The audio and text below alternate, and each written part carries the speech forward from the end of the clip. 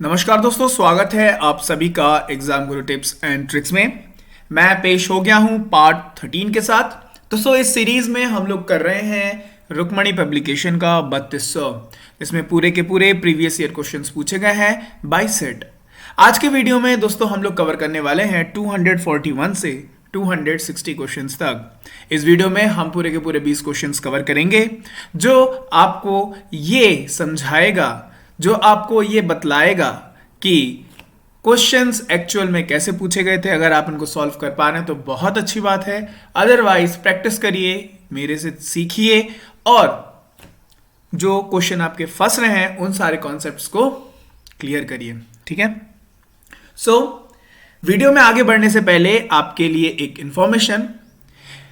Unacademy के platform पे अगर आप स्टेनो की तैयारी कर रहे हैं और अगर आप उसका एग्जाम देने में इच्छुक हैं तो यहां आपके लिए मॉक टेस्ट स्टार्ट हो रहा है फ्री ऑफ कॉस्ट। तो 13 नवंबर, उसके बाद वीक में एक होगा, फिर 20 नवंबर, फिर 26 नवंबर और उसके बाद हर एग्जाम के नेक्स्ट डे आपको ठीक शाम के 5:30 बजे रानी सिंह मैडम से उसका टोटल का टोटल एनालिसिस आपको मिल जाएगा। ठीक है, ये इंग्लिश के लिए है, ध्यान रखिएगा। ठीक है, तो आइए। और अच्छा, एक और चीज, अगर आप इसको एनरोल करना चाहते हैं तो डिस्क्रिप्शन में आपको इसका लिंक मिल जाएगा, आप डिस्क्रिप्शन से क्लिक करके एनरोल कर सकते हैं अनअकैडमी के प्लेटफॉर्म पे। तो हम बढ़ते हैं हम अपने क्वेश्चंस की तरफ। सो आज का पहला क्वेश्चन 241 नंबर क्वेश्चन है। तो देखिए, बोल रहा है एक्स वाई जेड समांतर रेखाएं हैं। ठीक है, मतलब क्या है? पैरेलल्स है। ठीक है, देखिए ये पैरेलल लाइंस है। ठीक है, टी उन सभी को छेदन करने वाला एक आड़ा है। ये दिख रहा है टी, ये दिस वन स्ट्रेट लाइन। निम्नलिखित में से कौन सी सूची के कोणों का नाम समान है? ओके, यहां ध्यान दीजिए, नाम समान है या वैल्यू बोल दो, दोनों में से कुछ भी बोल दो, है ना। तो आइए इसको कैसे देखना है। देखिए यहां पर 1 और 2 ये दोनों सेम है। क्यों? क्योंकि ये वाली जो लाइन है और ये वाली जो लाइन है, ये दोनों एक दूसरे को काट रही है और ये स्ट्रेट लाइन है ना। ये क्या है? स्ट्रेट लाइन है। और ये क्या है? कौन से एंगल से? डायगोनल्स एंगल्स है। ठीक है, तो यहां देखिए इन ऑप्शंस में से ढूंढना है कि तीनों की वैल्यू कौन से वाले ऑप्शन की सेम है। देखिए पहला देख लेते हैं, ऑप्शन 2 3 5। 2 ये हो गया, 3 ये ऊपर वाला हो गया, तो नहीं हो सकता। 6 होता तो मान सकते हैं, तो ये वाला ऑप्शन कट। दूसरा 2 6 8, 2 6 8 नहीं। अगर 9 होता तो मैं बोल सकता था ये हो सकता, पर ये भी नहीं हो सकता है। 1 4 9, 1 4 9। यहां ध्यान से देखिए, 9 का अपोजिट कौन है? 7 डायगोनल है। मतलब 1 4 7 बोलो या 1 4 9 बोलो, बात बराबर है। बिल्कुल ऑप्शन नंबर सी जो है वो करेक्ट है। बढ़ते हैं नेक्स्ट क्वेश्चन की तरफ। बोल रहे हैं 10 1 1 2 5 का मान क्या है? ओके, जब मैंने ऐसे देखा, मेरे दिमाग में सबसे पहले क्या क्लिक करना चाहिए कि मुझे इसको 360 के फॉर्मेट में बना के प्लस कुछ करके इसको बनाना है। तो मैंने जैसे सोचा, तो मैंने सोचा क्या 3 इंटू 360 कर देता हूं और प्लस कितना बचेगा? ये 45 बच जाएगा, है ना। क्योंकि इसकी जो वैल्यू है कितनी आ जाएगी? इसकी वैल्यू आपकी निकल के आ जाएगी, मतलब 45 कम कर दो, सो ये आ जाएगी 1080 आ जाएगी। ठीक है, माइनस प्लस 45 कर देंगे, सो ये वाली वैल्यू आ जाएगी, है ना। कोई दिक्कत? आपको पता है 360 के टर्म्स में हमेशा चीजें क्या हो जाती है। सो आपको अल्टीमेटली क्या पता करना है? 10 of 45 and which is equal to how much? 1। Option number A. ऐसे क्वेश्चंस में हमेशा ध्यान रखिएगा, आपको 360 के टर्म्स में उनको बनाना है। बढ़ते हैं नेक्स्ट क्वेश्चन की तरफ। बोल रहे कार ए की गति 80 किलोमीटर प्रति घंटा है। ठीक है, यह 6 घंटे में एक निश्चित दूरी को तय करती है। ए की स्पीड कितनी है? 80 है और 6 घंटे में एक निश्चित दूरी को तय करती है। कार बी उसी समय में कार ए से 60 किलोमीटर कम दूरी को तय करती है। अच्छा, कार बी की गति कितनी है? देखिए, car A 80 kilometre per our में 6 घंटे चलेगी। अगर ये 6 घंटे चलेगी तो कितनी तय कर लेगी? स्पीड, डिस्टेंस कितनी तय कर लेगी? 480 480 किलोमीटर तय कर लेगी। अब बोल रहा है कार बी उसी समय में, मतलब 6 घंटे में कार ए से 60 किलोमीटर कम दूरी को तय करती है। इससे कितनी 60 किलोमीटर, मतलब वो कितनी तय कर रही है कार बी कर रही है 420 किलोमीटर तय कर रही है ना। अच्छा, लेकिन ये कितने घंटे में, उसी समय में, उसी समय मतलब कितना, 6 घंटे में। और स्पीड इज इक्वल टू, आपको पता है डिस्टेंस अपॉन टाइम। डिस्टेंस मुझे पता चल गया 420 और टाइम मुझे पता चल गया उतने ही घंटे में, मतलब 6 घंटे में। काटा पीटी करो, 6 7 42, मतलब 70 kilometre per hour will be the speed of car B. Option number B. Understood. बढ़ते हैं नेक्स्ट क्वेश्चन की तरफ। 72 एंड 68 का HCF ज्ञात करिए, है ना। आपको पता है 72 एंड 68, हमेशा ध्यान रखिएगा इनके बीच में जो डिफरेंस होगा is how much, which is 4। देखिए 4 से ये डिवाइड हो रहा है, ये भी हो रहा है, ये हो जाएगा ऑप्शन नंबर बी। ठीक है, ध्यान रखिएगा। अच्छा, HCF को एक और नाम से जाना जाता है ग्रेटेस्ट कॉमन फैक्टर है शायद। तो देखिए ग्रेटेस्ट डिफरेंस होता है, ग्रेटेस्ट डिफरेंस एक और नाम से जाना जाता है, अगले वीडियो में बता दूंगा। उस नाम से भी क्वेश्चन पूछते हैं। HCF के अलावा एक और होता है greatest common difference, I guess. अच्छा, अगर आपको पता हो तो कमेंट सेक्शन में जरूर कमेंट करना, है ना, अदरवाइज अगले वीडियो में मैं बताने वाला हूं। ओके फाइन, बढ़ते नेक्स्ट क्वेश्चन की तरफ। एक बैंक बचत खाते पर 4% ब्याज के दर से 6 महीने में ब्याज देती है। 6 माही में ब्याज देती है। वर्ष के अंत में प्रभावी ब्याज का दर कितना होगा? पहले भी क्वेश्चन किया, ये 4% बोला है, मतलब ये बोला है पर एनम।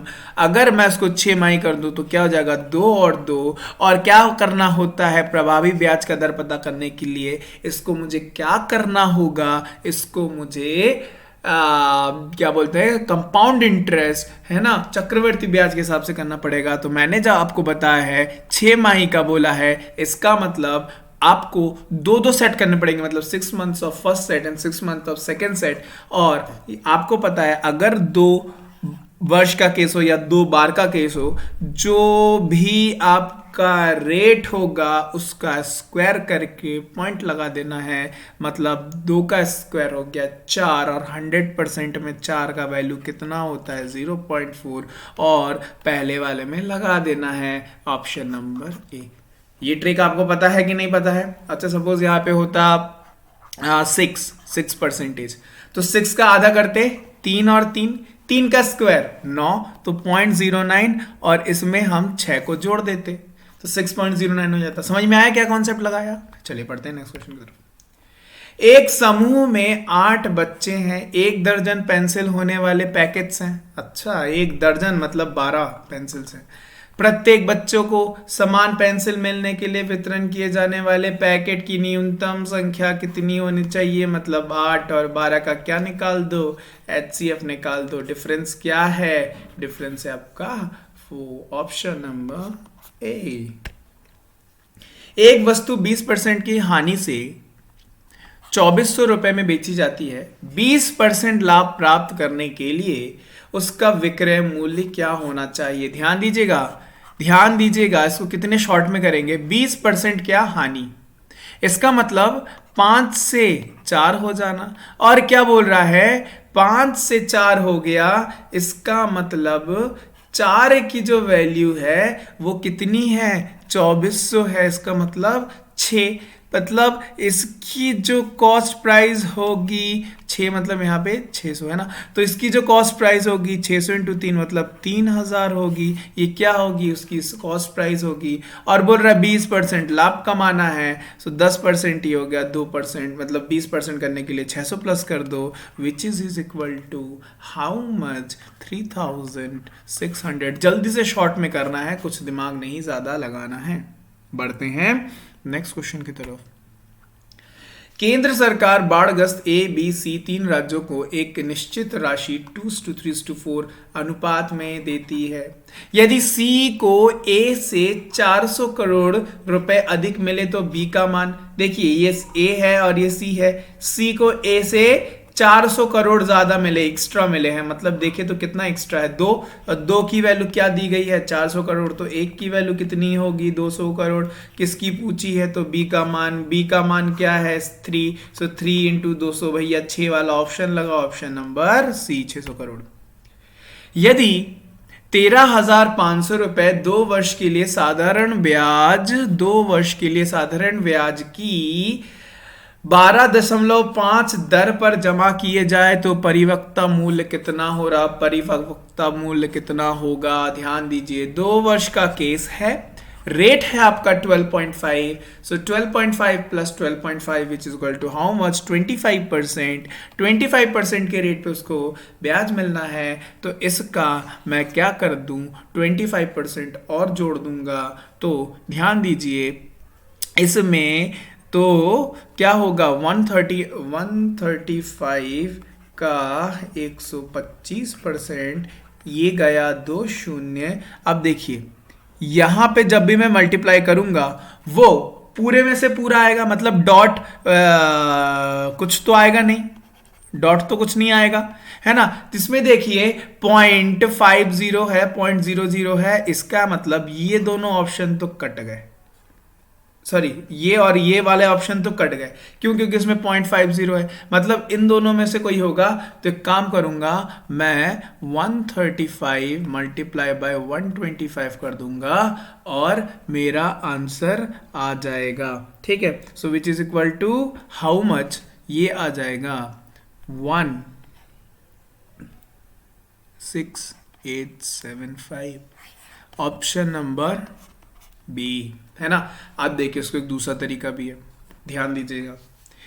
बोल रहा है 2 वर्ष वाला मतलब 25% वाला निकालना है, इसका मतलब 25% वाला मतलब क्या होता है 4 से 5 हो जाना, है ना। और 4 की वैल्यू दी हुई है 13500, ठीक है। 4 की वैल्यू क्या दी हुई है 13500, तो इसका मतलब ये कितने का मल्टीपल है, ये है 3375 का मल्टीपल। सिमिलरली यहां पे भी मल्टीपल कर दो 3375, आंसर आपका आ जाएगा। अंडरस्टूड। बढ़ते हैं नेक्स्ट क्वेश्चन की तरफ।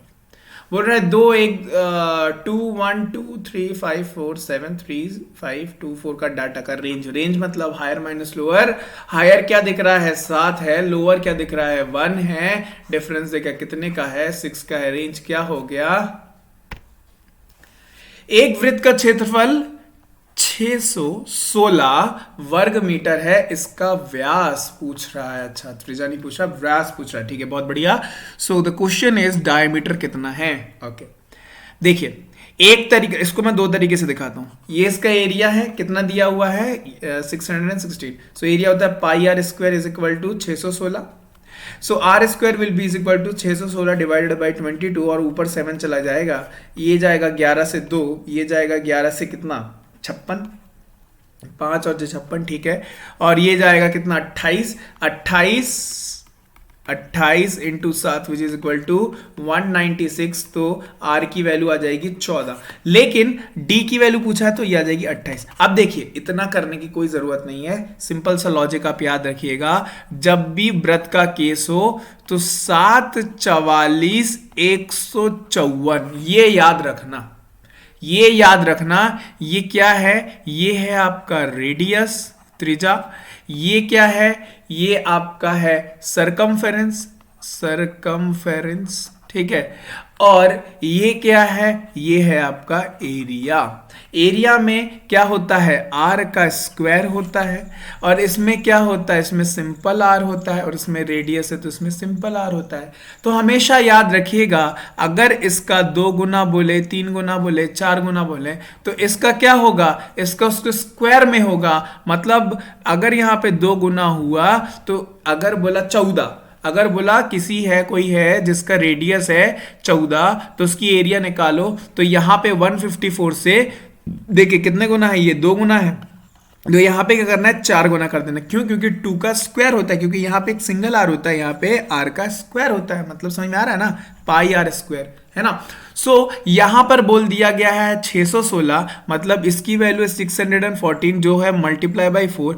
तो यहां मैं क्या करूंगा, इसका under root which is equal to 2, इसका मतलब रेडियस आ जाएगा 14, और डायमीटर पूछा है तो डायमीटर के लिए 28 सीधे लिख दूंगा। कुछ भी सॉल्व करने की जरूरत नहीं है, इतना कुछ करने की जरूरत नहीं है, बस आप क्वेश्चन की तरफ देखो और अपना आंसर लाओ। जैसे ही देखा 616, अरे ये तो 154 मल्टीप्लाई बाई 4 है, अरे ये तो 4 है, इसका मतलब इसका अंडर रूट कर दो विच इज इक्वल टू 2, तो 7 का 2 कर दो तो 14, और 14 क्या निकलेगा, रेडियस निकलेगा, व्यास पूछा हुआ है तो 28। कुछ करने की जरूरत नहीं थी, सिंपल क्वेश्चन को देखना था और आंसर पता करना था, लेकिन उसके लिए आपको यह याद होना चाहिए 744 154। 4892 140 का HCF निकालो। सो 4892 140, इसमें देखा ऑप्शन में सबसे बड़ा वाला कौन है, 8 है। 8 से देखते कटता है क्या, 8 से 6, ठीक है ये कट गया, 8 से ये कटेगा क्या, 8 से ये वाला कट नहीं, ये 8 से नहीं कटेगा, 6 से देखते हैं, 6 से कटेगा क्या, 6 से 6 से 6 से 6 से 6 से ये वाला नहीं कटेगा, 120 तक जाएगा, नहीं कटेगा क्या, 4 से कटेगा जी, ये कट जाएगा क्या, ये 4 से कटे जी, कट जाएगा क्या, ये 4 से कटेगा, 120, 4 ये भी कट जाएगा, लगा देंगे ऑप्शन नंबर सी, आगे बढ़ेंगे।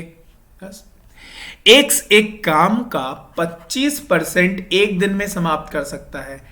एक काम का 25% मतलब एक चौथाई काम अगर एक दिन में कर सकता है तो पूरा काम 4 दिन में कर सकता है, लिख दिया 4 दिन में कर सकता है। अच्छा, y उसी काम का 12.5% एक दिन में पूरा कर सकता है। किसी काम का अगर 12.5% मतलब क्या होता है, 12.5% मतलब होता है 1/8, है ना। सो पूरा काम कितने दिन में कर सकता है, 8 दिन में कर सकता है। यदि वो दोनों एक साथ मिलकर काम करें तो कितने दिनों में काम कर सकेंगे, इसका एलसीएम लिया 8, इसकी एफिशिएंसी आ गई आपकी कितनी, एक दिन में कितना काम कर सकता है, 2 काम एक दिन में, एक काम दोनों मिलके काम करना है 3, टोटल काम है 8/3 which is equal to 2.67 days. Option number A. बढ़ते हैं नेक्स्ट क्वेश्चन की तरफ। बोल रहा है एक वस्तु 20% के छूट पर 2400 रुपए में बेची गई, यदि छूट 25% हो तो वस्तु का विक्रय मूल्य कितना होगा। कितने का छूट, 20% का छूट, है ना। सो 20% का छूट है ना, मतलब 80 की वैल्यू है क्या, 80 की वैल्यू है ये, 80 की वैल्यू कितनी है ये, इसका मतलब 100 की वैल्यू कितनी होगी जो उसका कॉस्ट प्राइस होगा, 100 की वैल्यू कितनी वस्तु का छूट है ना, मतलब उसका मार्क्ड प्राइस कितना होगा, कॉस्ट प्राइस नहीं, मार्क्ड प्राइस कितना होगा 100 मतलब कितना होगा 3000 हो जाएगा ना कटने के बाद, समझ में आया ना, 3000 हो गया। अब बोल रहा है यदि छूट 25% की हो, 25% मतलब 10% 300, 20% 600 और 25% कितना होगा 750, 750 माइनस कर दो which is equal to 2250। Option number. ऐसे मौखिक करना है ना, कुछ ऐसे लिख के नहीं करना है। अगर आप ऐसे मौखिक करेंगे तो आपकी स्पीड भी बहुत अच्छी हो जाएगी और वहां पे ना टाइम बहुत कम लगेगा आपको। फाइन, बढ़ते नेक्स्ट क्वेश्चन की तरफ। क्या बोल रहा है, कपड़ों के 3 टुकड़े की लंबाई 1.26, 1.98 मीटर और 1.62 मीटर है। कितनी अधिकतम लंबाई द्वारा से पूरा मापा जा सकता है। कौन सा वाला केस है ये, HCF वाला केस है, मतलब we have to find the HCF of 126, 1.26 और वी कैन से 126, 198 एंड 162। सबसे बड़ा ऑप्शन ढूंढो, इनमें से कौन सा है, 18 है। देखते हैं 18 से क्या ये जाता है। 18 से जाने के लिए आपको 2 चीज से जाना होगा, 2 और 9 से। 2 से तो सारे चले जाएंगे क्योंकि ये है इवन। 9 से जाने के लिए क्या करना पड़ेगा, देख लेते हैं 9 से जा रहा है कि नहीं जा रहा है। ठीक है, अच्छा ये चला गया क्या, 9 से बिल्कुल चला गया, 36 बिल्कुल चला जाएगा, ये जाएगा 18 बिल्कुल ये चला जाएगा, क्या ये जाएगा 9 के 9 52 72 बिल्कुल ये चला जाएगा, मतलब which is the answer option number D. एक आदमी 40 किलोमीटर प्रति घंटे की गति से यात्रा करता है। यदि उसने गति में 16 किलोमीटर प्रति घंटे की वृद्धि की होती, मतलब पहले 40 था अब 56 हो गया, तो वह उतने ही समय में 80 किलोमीटर अधिक तय कर सकता था। समझ में आया। तय की गई वास्तविक दूरी ज्ञात करिए। देखिए एक आदमी है 40 किलोमीटर की गति से यात्रा कर रहा है, ठीक है। अब देखिए यदि उसने गति में 16 किलोमीटर प्रति घंटे की वृद्धि की होती, ये देखिए ना 16 किलोमीटर की, तो उतने ही समय में 80 किलोमीटर अधिक तय कर गया होता। मतलब ये 16 किलोमीटर बढ़ने के कारण, 16 किलोमीटर पर आवर बढ़ने के कारण उसने कितना दूरी और तय कर लिया, उसने 80 किलोमीटर और तय कर ली। तो अब मैं इससे क्या पता कर सकता हूं, इससे मैं टाइम पता कर सकता हूं, और जो भी टाइम आपका निकल के आएगा उसको अगर मैं इस किलोमीटर पर आवर में मल्टीप्लाई कर दूंगा तो मेरी जो वैल्यू है, मेरी वैल्यू कितनी निकल के आ जाएगी, सॉरी उसकी कितनी क्या वैल्यू निकल के आ जाएगी, डिस्टेंस की वैल्यू निकल के आ जाएगी। सो देखिए ना 80 divided by 16, fine, 80 divided by 16 which is equal to how much, which is equal to 5। अब मैं 5 घंटे मुझे पता चल गया, अब मैं मल्टीप्लाई कर दूं 5 into 40 which is equal to 200 kilometre की वो वास्तविक दूरी थी। ये अगर समझ में आया तो बहुत अच्छी बात है, अदरवाइज मैं आपको बता देता हूं 1656 into T minus 40 into T, और यही वैल्यू दी गई है क्या, 80 किलोमीटर। समझ में आया ये क्या लिखा, सपोज वो t की दूरी थी, अगर वो 56 से चलता और माइनस 46 तो डिस्टेंस कितना होता, 80 होता। t की वैल्यू निकालो, जो भी आए 40 से मल्टीप्लाई करो, आंसर अंडरस्टूड। बढ़ते हैं नेक्स्ट क्वेश्चन की तरफ। cos 1110 मतलब 1110 का मान, अच्छा मैंने बताया जब भी ऐसा आए आपको क्या करना है, 360 में तोड़ना है। सो cos ऑफ 3 इंटू 360 ये चला जाएगा कितना 1080 और बचेगा क्या 30। तो भैया इसको तोड़ा दो 0। तो भैया किसकी वैल्यू निकालनी है, cos 30 which is equal to how much, √3/2, option number A. बढ़ते हैं नेक्स्ट क्वेश्चन की तरफ। निम्नलिखित पाई चार्ट में खेत में फलों के पेड़ का विवरण दर्शाता है। चार्ट पर विचार करें और उस आधारित सवालों के जवाब दें। केले का सेक्टर कोण कितना है, केला मैंने आपको बताया था जब भी कोई परसेंटेज में रहे आपको क्या करना है, उसके ठीक एक पीछे मतलब यूनिट से ठीक एक पीछे आपको डॉट लगा देना है, मतलब पॉइंट लगा देना है और मल्टीप्लाई कर देना है किससे, 36 से, है ना। तो देखिए 36 का आधा 18 जोड़ा तो 8 12 14 4 वाला ऑप्शन 54। पढ़ते हैं नेक्स्ट क्वेश्चन की तरफ। आज का सेकंड लास्ट क्वेश्चन बोल रहा है यदि कुल 960 पेड़ हैं तो उसमें कितने आम के पेड़ हैं। 960 अगर पेड़ है, आम देखिए ना कितने हैं, 35% है। सो 960 का 35% ये गया इसको ये आ गया 3.5। So 3.5 of 96 which is equal to how much, 336, option number. बढ़ते हैं आज के लास्ट क्वेश्चन की तरफ। बोल रहा है खेत में चीकू और आम के पेड़ का खेत में चीकू और आम के पेड़ का जामुन संतरे और केले के पेड़ से कितना अनुपात है। ध्यान दीजिए, खेत में चीकू और आम, चीकू कितना है भैया 20 ओके, आम कितना है 35, अच्छा 2 हो गया, 5 का बताया तो बाकी तीनों ही होंगे। सो ये कितने हो गए 55 हो गया और बाकी कितने बचेंगे, ऑब्वियसली 45 बचेंगे। और 9 से गया तो सॉरी 9 से नहीं 5 से गया तो 11:9। Do we have option number C. तो दोस्तों ये थे पूरे के पूरे 20 क्वेश्चंस। अगर आपको इसका पीडीएफ चाहिए हो तो टेलीग्राम को आप ज्वाइन कर लेना। टेलीग्राम की जो लिंक है वो आपको डिस्क्रिप्शन में मिल जाएगी, ठीक है। सो आई होप आपको वीडियो सब समझ में आ गएगा, सारे क्वेश्चंस क्लियर आ गए होंगे, ठीक है। आपको कमेंट सेक्शन में बताना है कि हम HCF को एक किस दूसरे नाम से जानते हैं, ठीक है। मैंने आपको उस क्वेश्चन में भी बताया था। सो अगर आपको वीडियो पसंद आया तो वीडियो को लाइक करना, दोस्तों के साथ शेयर करना, चैनल को सब्सक्राइब नहीं किया तो जल्दी से चैनल को सब्सक्राइब कर लेना, क्योंकि मैं रोजाना आपके लिए ऐसे ही वीडियोस लाता रह रहा हूं जो साबित होगा आपके लिए एक बहुत अच्छा पोस्टर आपको सफल जरूर बनाएगा, ठीक है। तो मिलते हैं फिर आपसे नेक्स्ट वीडियो में, तब तक के लिए bye bye and have a nice day.